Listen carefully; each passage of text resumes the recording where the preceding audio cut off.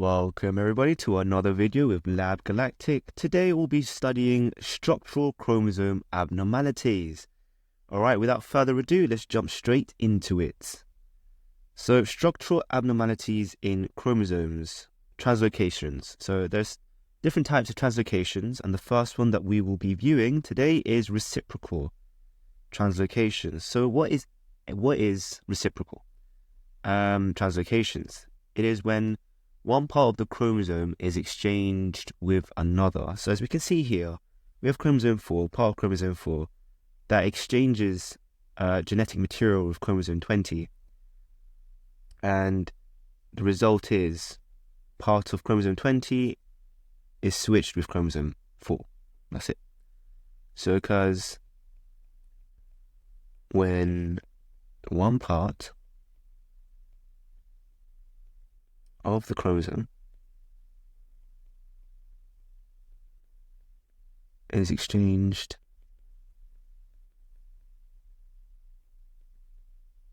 with another.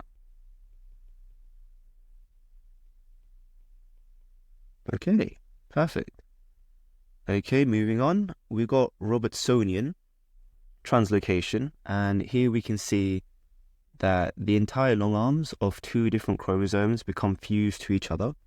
So here labeled L is our long arms, and they just fuse together, forming two long arms here and segregating separately the two short arms. That's it. The entire long arms of two different chromosomes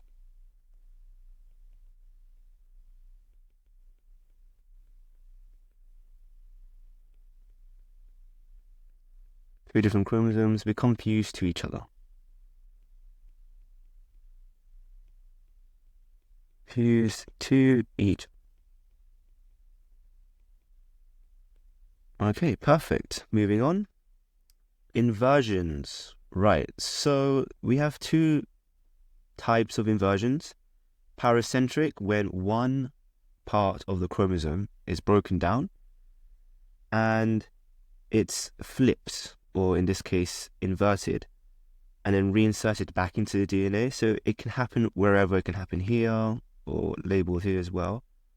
However, if there is a break strictly at the centromere, this is called pericentric inversion, where the break is in the centromere, it's inverted or flipped and then reinserted back into the DNA. So yeah, that's it. Chromosomal rearrangement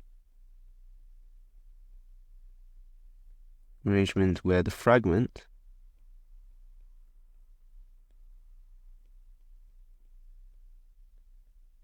is reversed from end to end.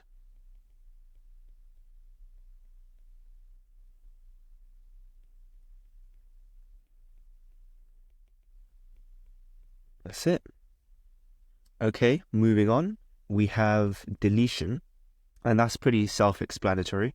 So as we're looking here, just one part of the chromosome is deleted and we're left with a slightly shorter chromosome. So a type of mutation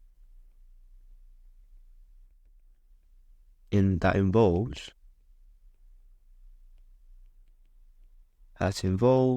the loss of one or more nucleotides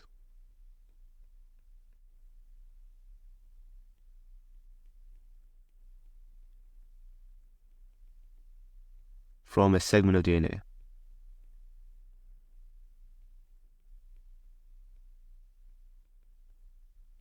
Of DNA. Perfect. Okay. And then we have another one. Rings is a type of translocation. So it's where there's a break at the ends of the chromosome, as you can see circled, and they're deleted genetic material. So with them being deleted at each end of the chromosome decides for some reason to fuse to each end, and it creates a circle-like structure. So what we call this rings type translocation. So ring chromosomes usually result in terminal breaks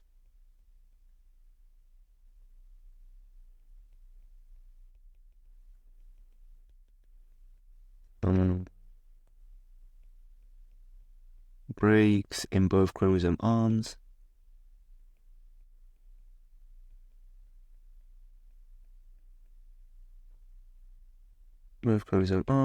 following by fusion of the broken ends. By fusion of the broken ends. Okay, done. Okay, we have another type translocation called isochromes. Okay, so here we have P arms, which are considered short arms, but not exactly short arms, they're just considered P arms. And then we have Q arms, which are slightly bigger than P arms. And what this happens, these chromosomes, which are different to each other, they fuse at the centromere here. And then we're left with 2 P arms and 2 Q arms. However, let's not mistake this with Robertsonian, where the short arms come together and the long arms come together and they fuse. However, with isochrome translocation, the key sort of concept to keep in mind is that they're mirror images of abnormal chromosomes, consisting of 2 copies of either a short arm or long arm. So in this example, it just happens to be 2 short arms, 2 long arms, but it could have easily been 1 purple short arm fusing with 1 pink Q arm. So a mirror image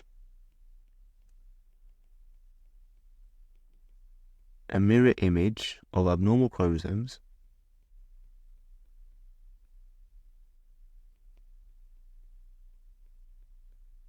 consisting of 2 copies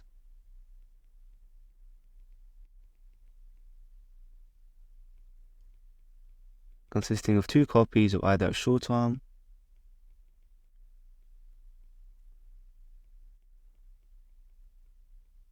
or a long arm.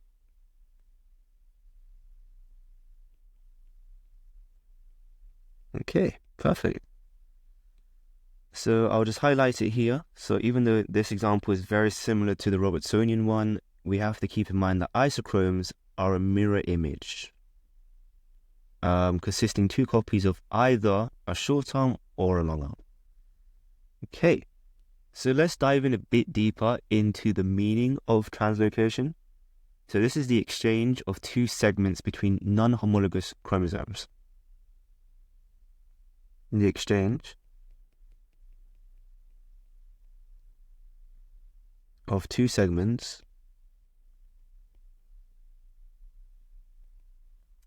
between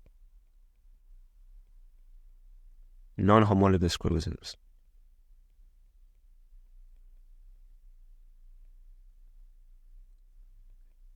I'll abbreviate this chromosomes. Okay, chromosomes. An example would be, e.g., reciprocal.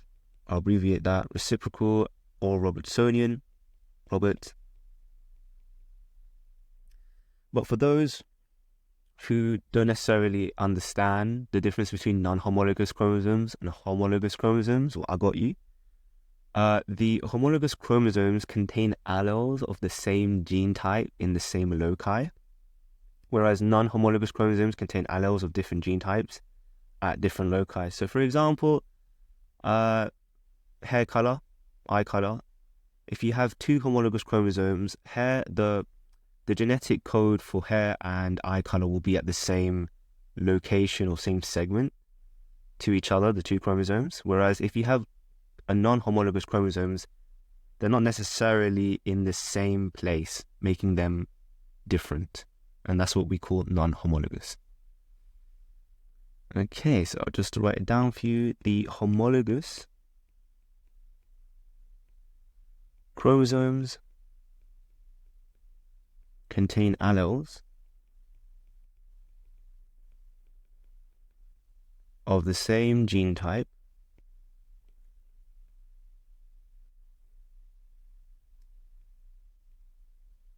or the same gene type in the same loci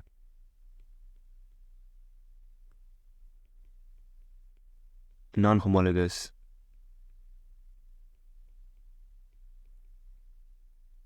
chromosomes, abbreviate that.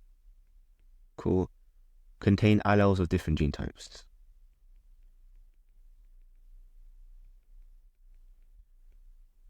Of different gene types. Okay. Now moving on to an important concept that all biomedical students should know is non-homologous end joinings. And this plays a very important part in the cellular repair mechanism. So why does it play an important part in the cellular repair mechanism? So, for example, if there is a DNA double strand break, the NEHJ is activated and it repairs the break. That's what it's supposed to do. But if it acts inappropriately, it can lead to translocations, which are structural abnormalities. So, is a cellular repair mechanism.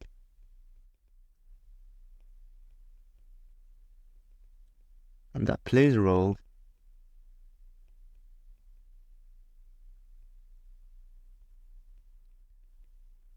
in fixing DNA double strand breaks.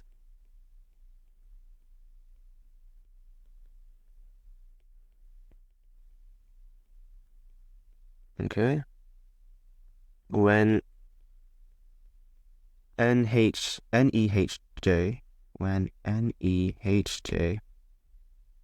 acts inappropriately,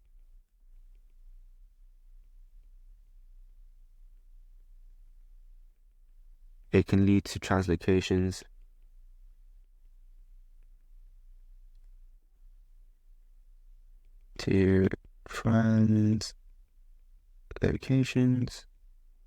which are structural abnormalities.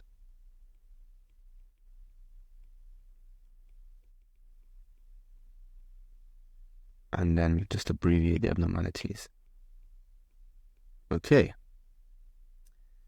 Step-by-step explanation. So, to dive in a bit deeper into the whole double-stranded breaks and the activation of NEHJ, we'll start with DSBs.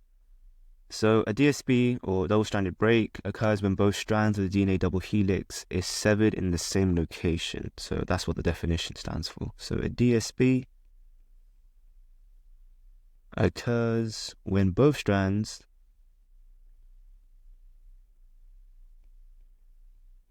of the DNA double helix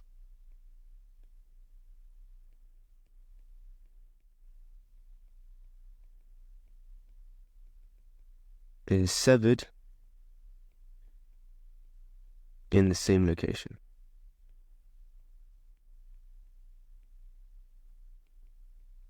Okay. Activation of the NEHJ. This is in response to DSB double-stranded break. The cell activates the NEHJ repair pathway, and NEHJ is designed to rejoin the broken DNA ends, but it does so without the need of a template, and it often involves the addition or removal of nucleotides at the junction. So I'll just write down the key points for you guys. There is a double-stranded break. NEHJ pathway, repair pathway, is activated. Cool. And it does so by rejoining the ends or the broken ends. The broken ends of the DNA. And this usually doesn't require a template. Doesn't require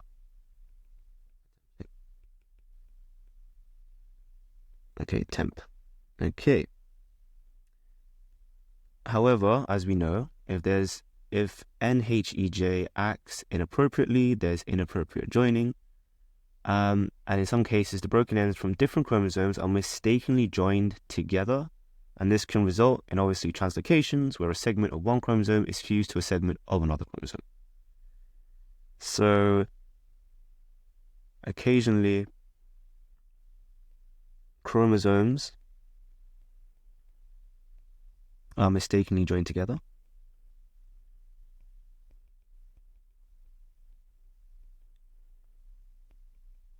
Joined together, and this results in translocations, arises, and this is where segments of different chromosomes are joined together. Segments.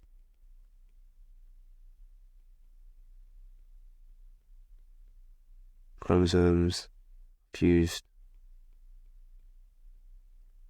to another segment. Another segment of another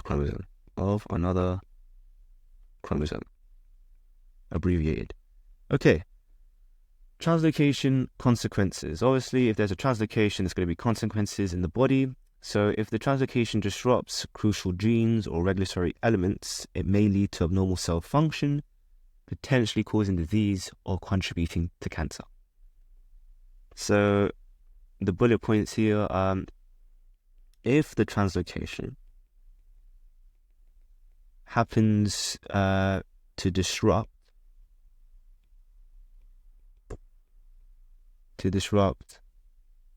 crucial genes or regulatory elements,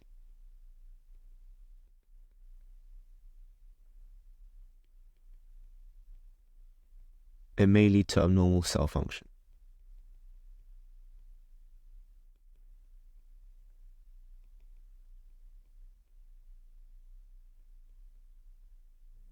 Cell function, and this can potentially cause disease, or even in some cases contribute to cancer.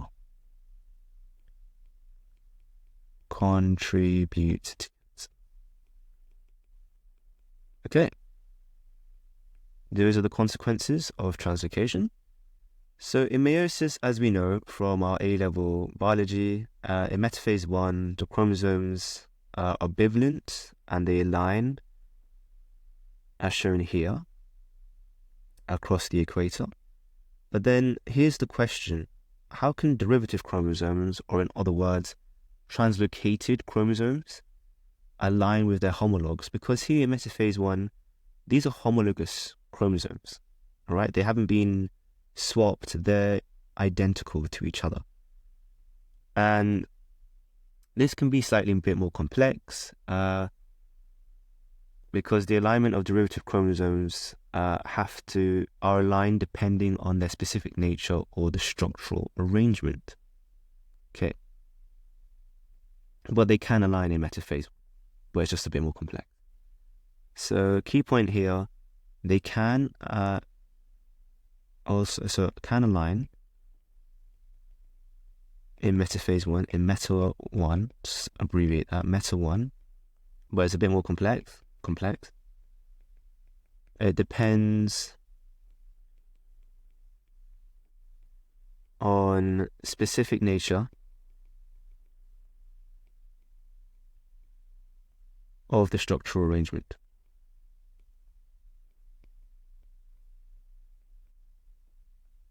Structural arrangement. Cool. Okay. There are two ways in which they can align during metaphase 1. The first one that we'll be looking at is reciprocal translocation. So we know what reciprocal translocation is. Derivative chromosomes from reciprocal translocations, they align with homologous during metaphase 1. And this ensures proper segregation for correct gamete formation. So let's go back quickly to reciprocal.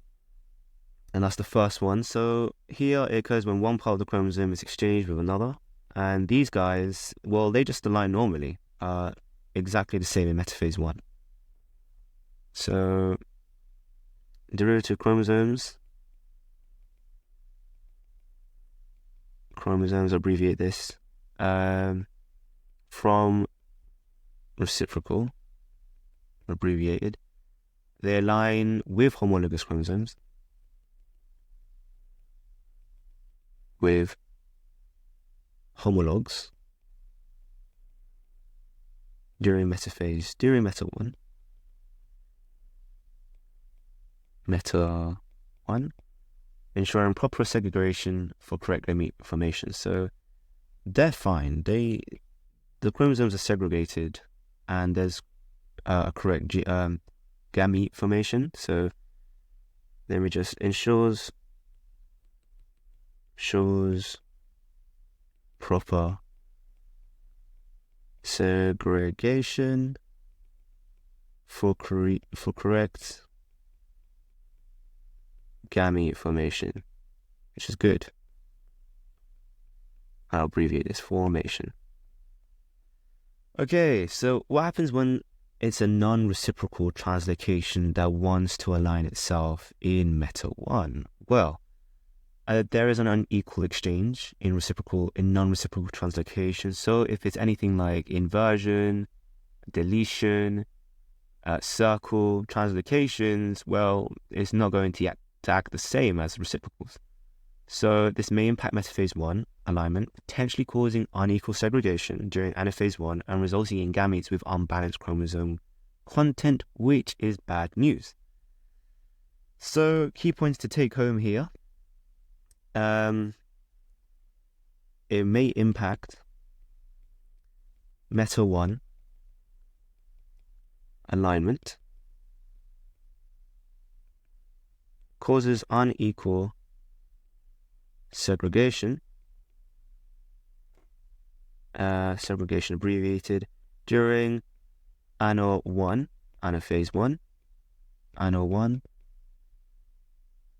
and this results in gametes with unbalanced chromosome content.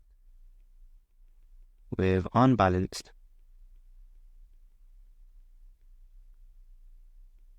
chrome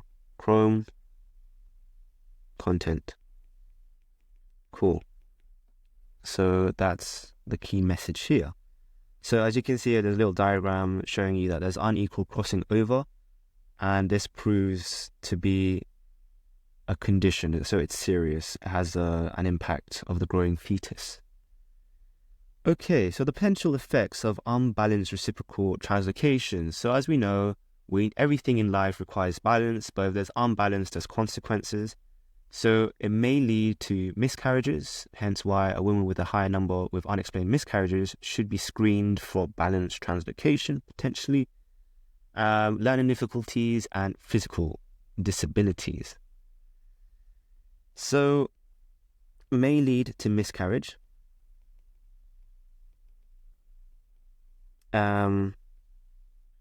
And if the lady or the woman has unexplained miscarriages from the past, she should be screened for. So that's a little note if you want to remember that. The child will most likely have learning difficulties or potentially physical disabilities. Or maybe both in some cases,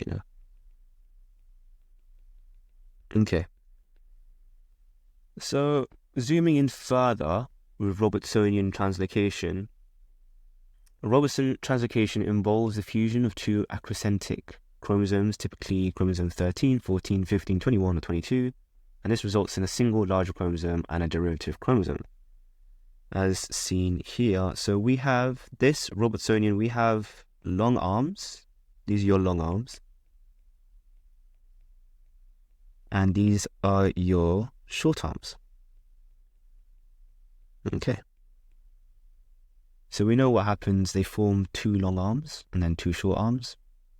as explained at the beginning, and this typically occurs in chrome abbreviated 13, 14, 15, 21, or 22, and it forms a single large chromosome, typically forming large chromosome and a derivative chromosome.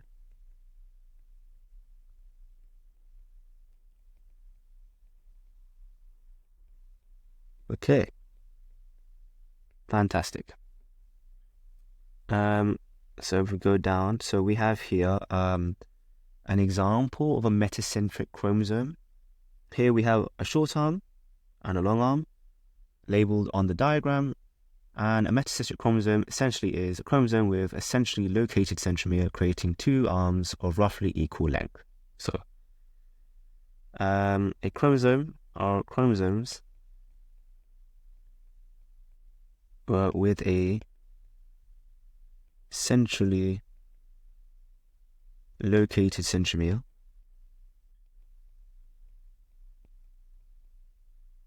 creating two arms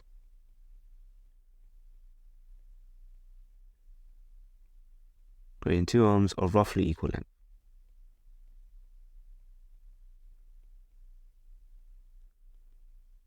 Cool, perfect. So moving down, we have another, the morphology of we're looking at the morphology of different chromosomes now. So it's sub-metacentric chromosomes, and this is a type of chromosome with a centromere positioned closer to one end than the other, leading to an asymmetrical structure. Are a type of chromosome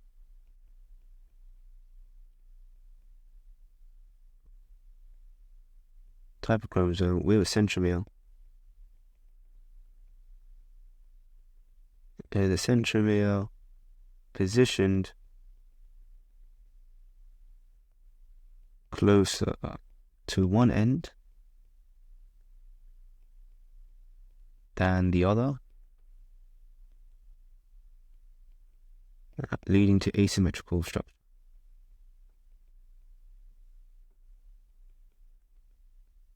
Asymmetrical structure.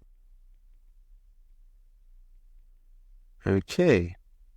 Right, so now we have acrocentric, and now we have slightly different sort of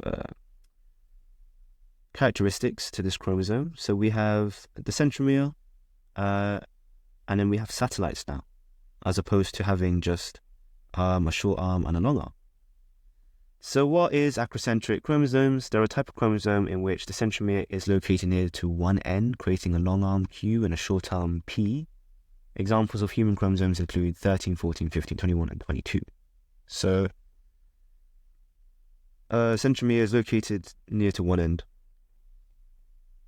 Our centromere.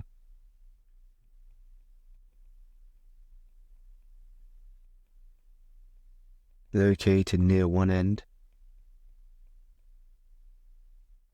One end creating a long arm, which is Q, and a short arm P, or otherwise referred to as satellites, short arm. And examples here would be considered, so chrome abbreviated 13, 14, 15, 21, and 22. And that's, these chromosomes tend to be acrocentric. So yeah. So again, looking at Robertsonian translocations, two acrocentric chromosomes join near the centromere with the loss of the p arms, as we've already seen before.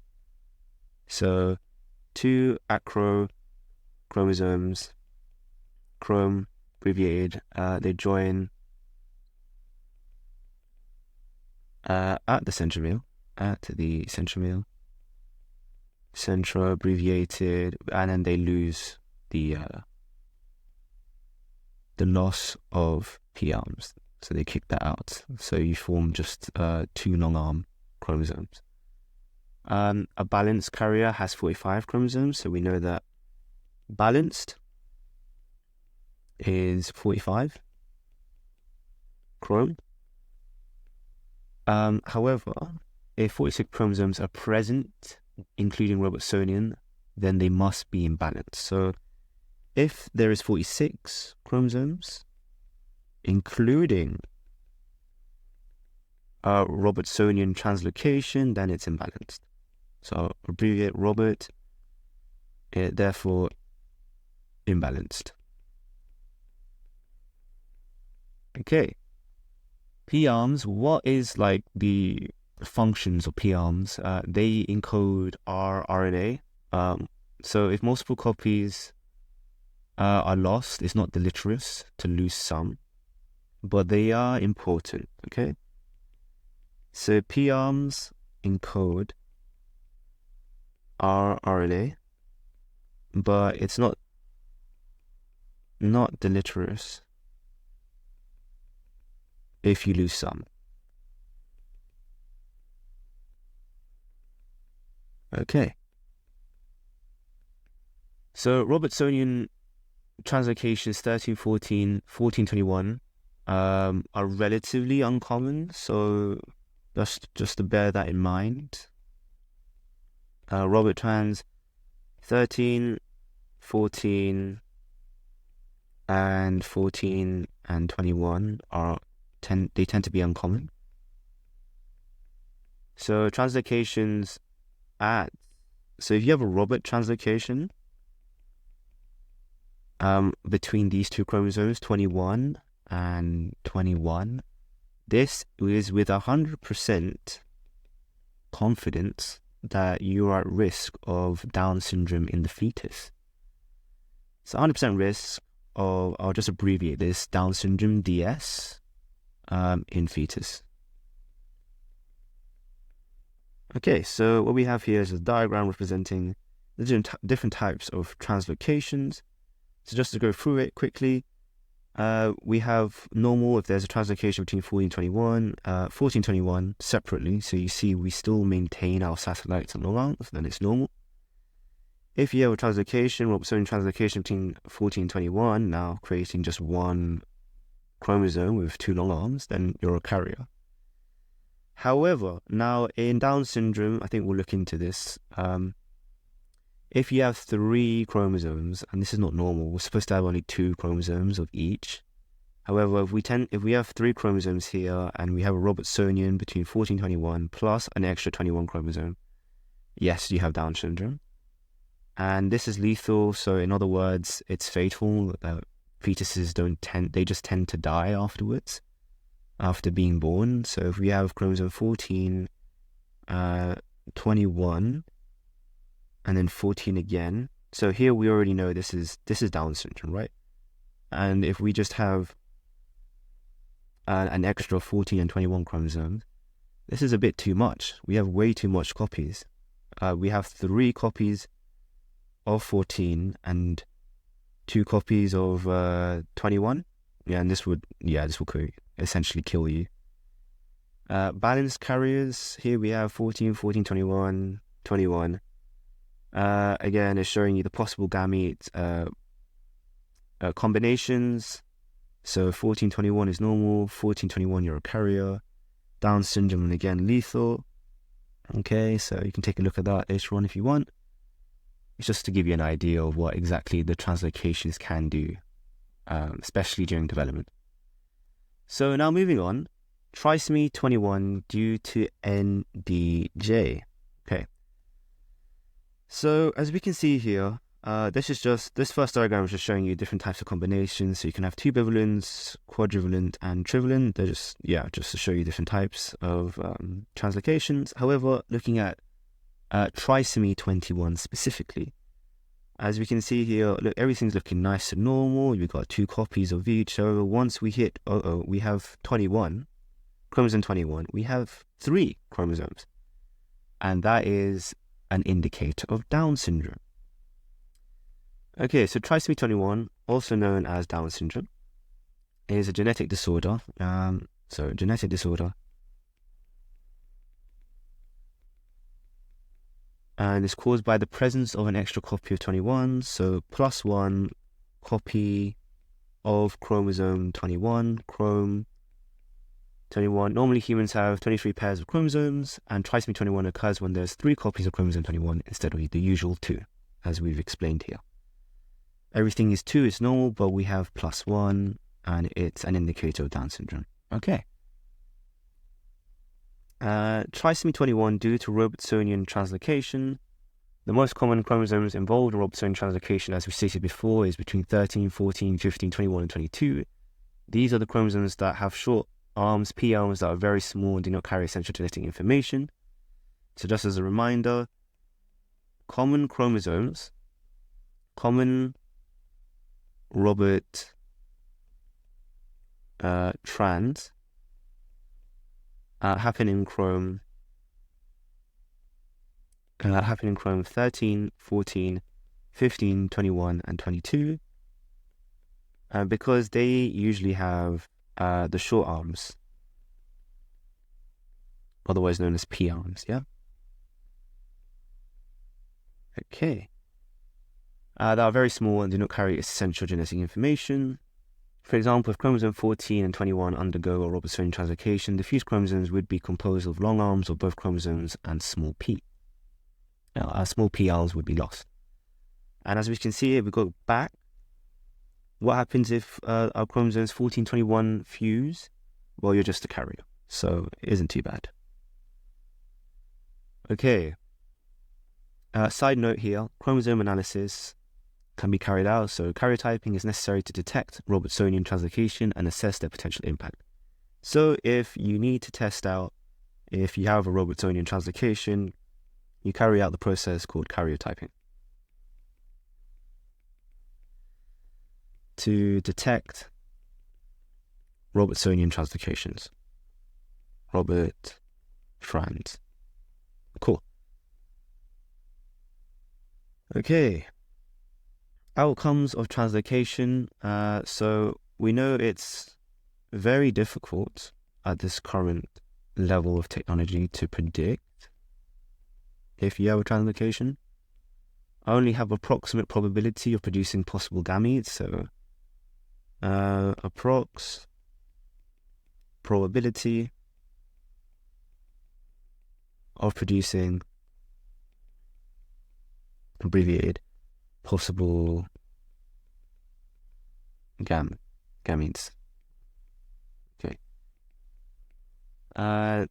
We have some unbalanced outcomes may lead to spontaneous abortions of concepts. So early it is not seen as a problem, so it can be spontaneous. But initially, if we screen the mother and we think, oh, it's fine, your child doesn't have risks of, developing trisomy or Down syndrome, miscarriages, if they can't find that the baby hasn't necessarily developed a lethal combination of chromosomes as seen here in the diagram, it can just happen spontaneously, and yes, it can cause abortions. Spontaneous abortions of conceptuous, so early it's seen not as a problem, so it's spontaneous. Some unbalanced outcomes may lead to miscarriages and present clinically, so unbalanced, unbal, may lead to miscarriages. Miscar. That's abbreviated, and it can be presented clinically and present clinically.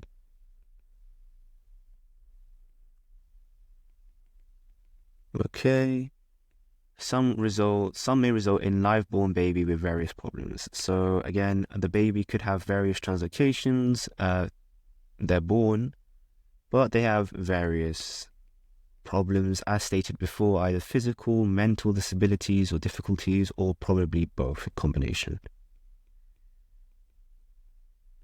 Okay, so moving on. we have other structural arrangements. So we have terminal deletion, inversion, duplication, insertion, deletion, and ring chromosomes as covered in the beginning. So just to go over it one last time, in some detail, deletions, well, they happen in 1 in 7,000 births. Deletions may be terminal or interstitial. Causes a region of monosomy. Causes a region of monosomy. And haploinsufficiency of some genes.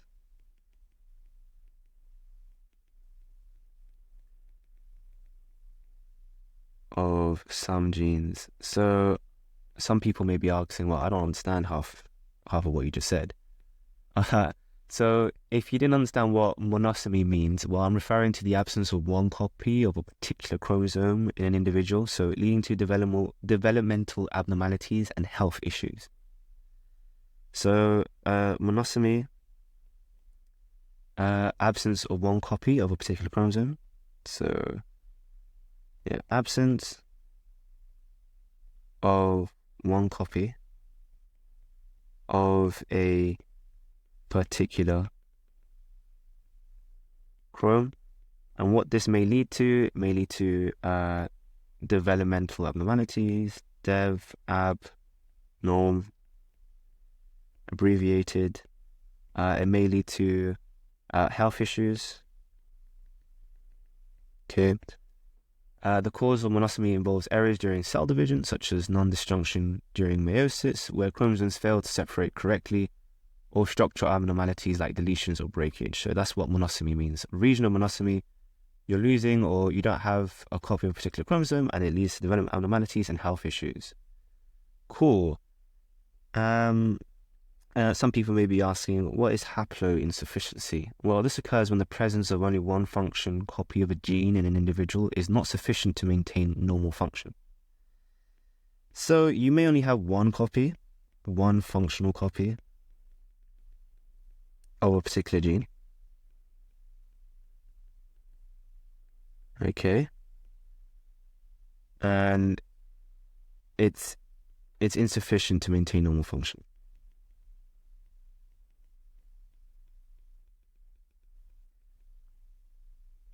To maintain normal function. Cool. Abbreviated function. Okay, so yeah, we covered monosomy, haploinsufficiency, went through it quickly. So micro deletions. Okay, so many patients had no abnormality visible on metaphase spread, so micro deletions, so it's not that bad. No abnormalities on visible viz on a metaphase spread. So we can't detect microdeletions on the metaphase spread. So what do we turn, or what type of technology do we turn to?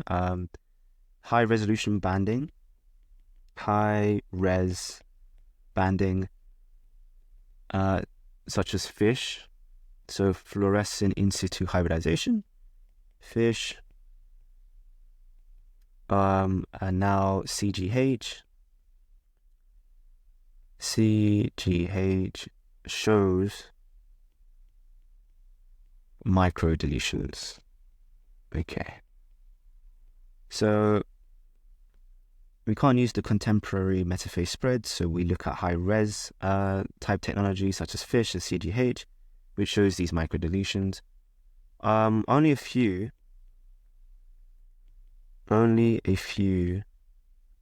genes may be lost or gained.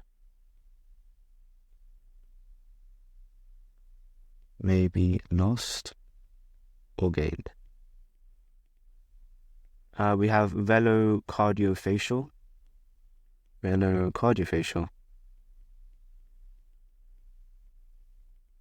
Wolf.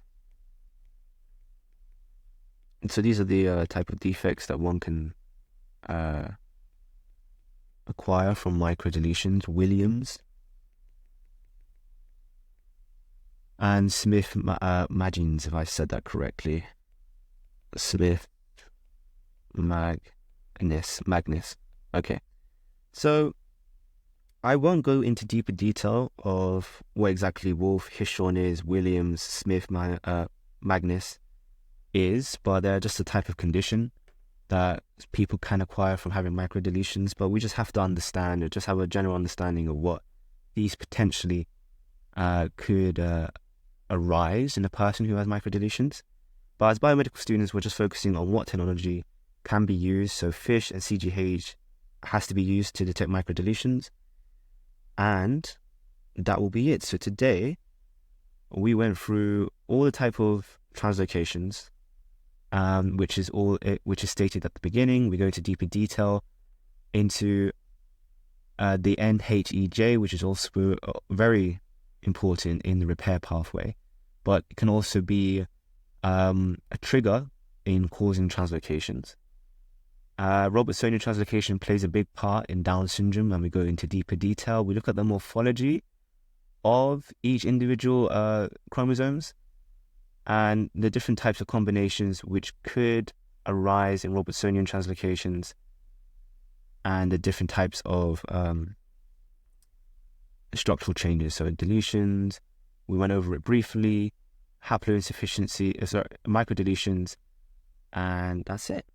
I'll leave the learning objective down in the description box below. If you have any questions or if I missed anything, please leave a comment. And as always, guys, take care of yourself.